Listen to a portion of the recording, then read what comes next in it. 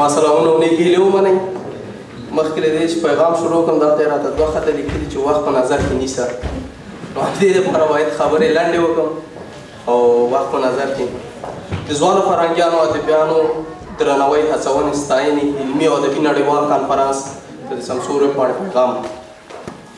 سره له دې چې روان ناورین جګړه زموږ د خوږ او ګران هېواد هیڅ یو برخه او هیڅ یو هېوادوال یې بې داغه نه دي پرېښي، خو په خواشینۍ سره چې زموږ ځوان نسل تر بل هر چا زیات د دې ناخوالې قرباني شوی، ځکه زموږ اوسنی نسل په جګړه کې پیدا، په جګړه کې لوی او په جنګ کې ژوند کوي.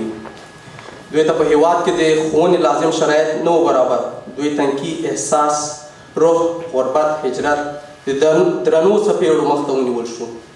دوی د باروتو او چاودنو د بوی غږ نه پرته په وطن کې څه ونه لیدل. د یتیموالي، د بېکسې او د نورو ویرونو او غمونو سلسلې زړونه وځورول.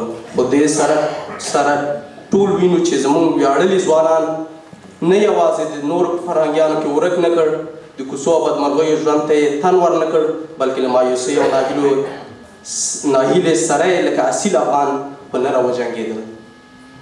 څه د هېواد په دننه او څه په غربت او هجرت کې د علم، ادب او د فرهنګ رښتیني مینان شول او په خپلو نه ستړي کېدونکو هڅو یې دا مقام ترلاسه کړ چې ټول افغان ولس پرې شاباسي وایي او پر دې ویاړي او لمانځنه یې وکړه. د ډېرې خوښۍ ځای دی چې په سویډن کې دوستۍ درنې فرهنګي ټولنې د خپل ارزښتناکو او قدر وړ پروګرامونو په لړ کې تایلي دي چې ځوان علمي، ادبي او فرهنګي څېرې د یو نړیوال کنفرانس او مشاعرې په طرز کې ولمانځي. تاسو ته د دې نیک او ستر اقتدام له کبله کورودانۍ او مبارکۍ وایم او کنفرانس ته د بریالیتوبونو دعا کوم. په مینه سمسور.